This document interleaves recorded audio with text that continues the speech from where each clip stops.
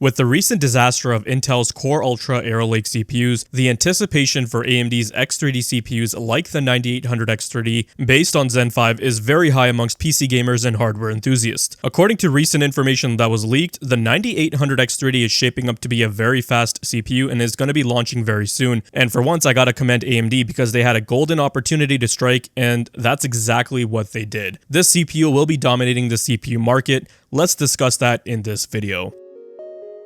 Hey, if you enjoy content like this, drop a like, make sure to subscribe, and smash that bell so you never miss another video. Hey, what is going on guys? Danny here, welcome back to the channel and I hope you've all been doing well. Today we have some exciting details to discuss about AMD's upcoming Zen 5 based X3D CPUs with a particular focus on the highly anticipated Ryzen 9 9800 X3D. The latest leaks suggest this powerhouse is just around the corner and we're going to break down what makes it so significant in the current market. One of the reasons the 9800 X3D has everyone's attention is the impressive performance of its predecessor, the Ryzen 7 7800 X3D, which currently holds the crown for the best gaming CPU. When you have a product that's already at the top, people naturally look to its successor for even more power and efficiency. Now, when I say the 7800 X3D is the fastest gaming CPU, it's not without nuance. There are definitely cases where an overclocked and tuned Intel 14900K with high-speed 8000 plus RAM can match or even outperform it in certain games. As a 14900K user myself on a Z790 Apex, I get where those enthusiasts are coming from. But here's the thing, for most gamers, performance that's ready out of the box is a massive draw. They're not spending hours fine-tuning memory timings or adjusting voltages. They want something that delivers right from setup, without needing to worry about degradation, overheating, or any of the other issues that plagued Intel's 13th and 14th gen CPUs. That's the appeal of CPUs like the 5800 X3D, the 5700 X3D, and the 7800 X3D. Just turn on XMP and you're good to go. It's a hassle-free experience with powerful, reliable performance. This approach has made AMD's X3D lineup very appealing, and the Zen 5-based 9800 X3D looks to continue that trend. There was a bit of an exception there though, and it has to be mentioned, and that had to do with the 7900 X3D and the 7950 X3D, and those were the dual CCD parts with only one of the CCDs using the 3D V cache. Hence, when the Windows scheduler wasn't working correctly, you'd see instances of the 7950 X3D performing quite bad relative to the 7800 X3D, which doesn't have those problems due to just being one CCD, and all those 8 cores having direct access to the large cache, and that made the 7800 X3D the most popular gaming CPU. This is why it was so crucial for Intel to ensure that Arrow Lake's performance out of the box would be optimal. They've had this reputation of working great out of the box. However, due to the way the architecture was built, there was such a large latency penalty incurred that it's basically a necessity to pair their CPUs with fast 8200 plus RAM to minimize the effects of the latency and let it perform to where it was expected it'd land. But again, that goes back to the whole topic of manual tuning and buying expensive RAM, whereas with the X3D parts, you don't have to worry about all of that. Not to mention the power efficiency also goes a long way. It's comical to see a comparison where you have a 14900K and a 7800 X3D pulling about the same FPS, but the 14900K is consuming like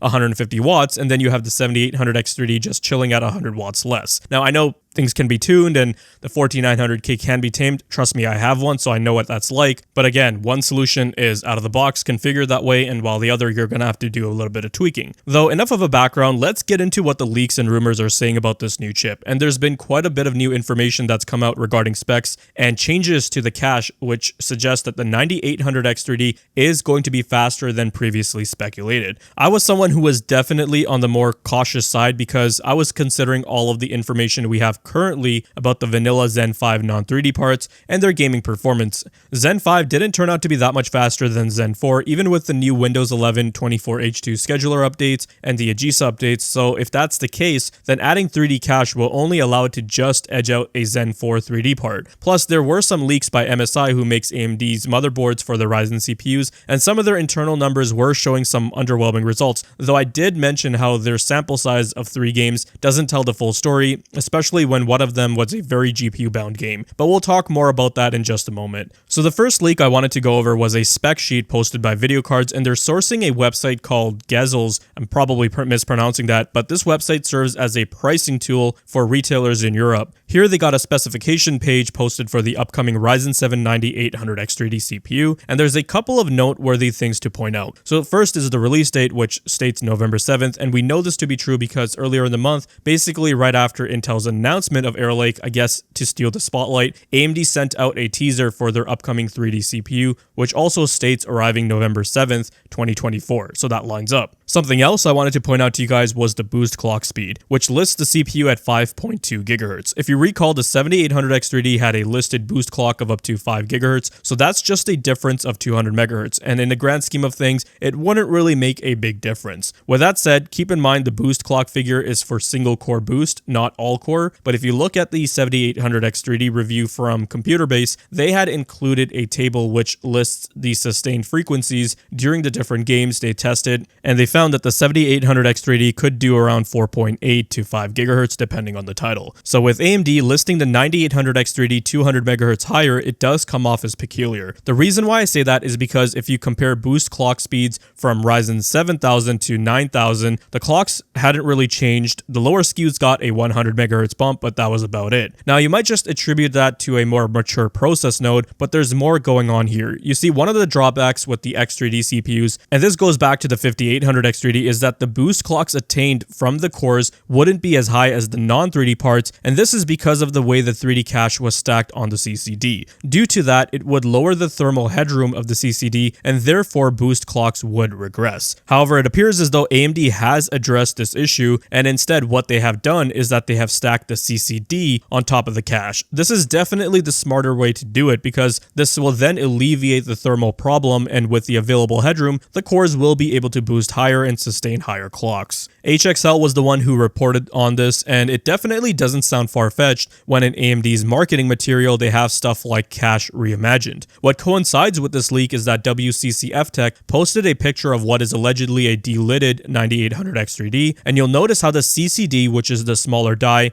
doesn't have a cache die on top, so the only other place for it is to be underneath it. I'm actually kind of surprised they didn't do this on the 7000 series, as that was their second iteration, but I guess better late than never. The advantage here is that this gives the 9800 X3D more headroom due to better thermals. This can allow AMD to push the clocks further, and not just AMD, but they're also allowing users to do it too. So for the first time, they're unlocking the multiplier on an X3D CPU. However, it must be noted that now we're starting to venture into the territory of tuning and manual overclocking, which, as we discussed earlier, not many people do. And you could technically overclock the previous gen X3D parts via precision boost overdrive, curve optimizer, as well as through base clock overclocking. I know some boards also had an external clock multiplier that would basically be the same thing as base clock overclocking, except without touching all of the other buses from the other components like RAM or storage. Having the higher headroom for overclocking will also go a long way though, because now the CPU will offer the best of both worlds.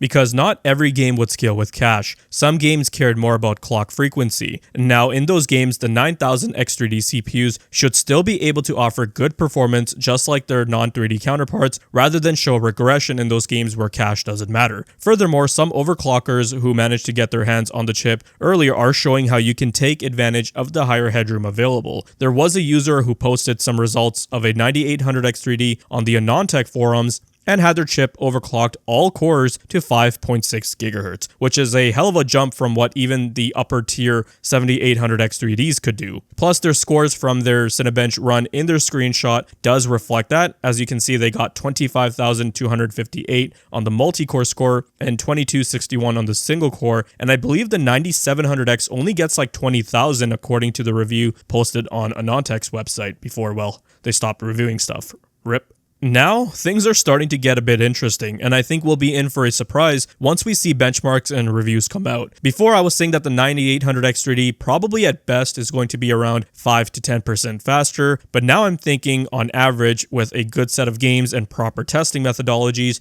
that it's going to be raised up to 10 to 15%. Maybe more if you get a chip with decent silicon quality, and then you also show manual overclocking results, because people in this case might be showing a 9800 X3D overclocked to 5.6 or even 5.7, depends on silicon quality, versus a 7800 X3D at best, which could do like 5000 or 5100 megahertz. The other unknown too is that we just don't know how the Zen 5 architecture will work in tandem with cache, because the effects of having such a large pool of cache could be more profound as it alleviates any sort of latency penalty the architecture had, and Zen 5 could have better access cache latency than Zen 4 did. Regardless, if you guys saw a variety of reviews when Intel's Core Ultra 200 series or Arrow Lake processors were released, then you would have seen that out of the box, the 7800 X3D is still king. So even in the most worst case scenario, the 9800 X3D is still going to match the 7800 X3D, and it'll still be chart topping. Now that I've taken more information into account, I gotta say I'm a lot more excited than I was before, that's for sure.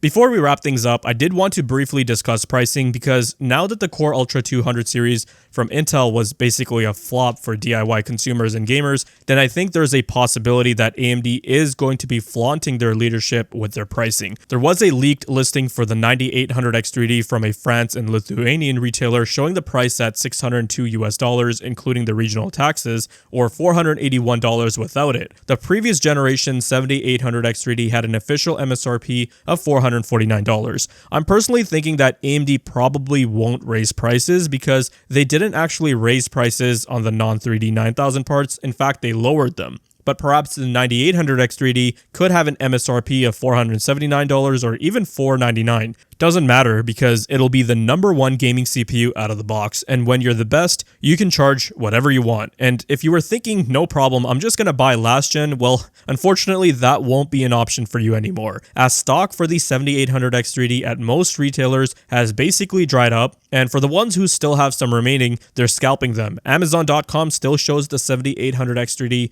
in stock, sold and shipped by them, but they're selling it for higher than MSRP. So at this point, you might as well just wait for the 9800 X3D. But that's going to be doing it for this one, you guys. We'll be touching base in the next video. If you guys found this video to be informative and entertaining, then leave a like.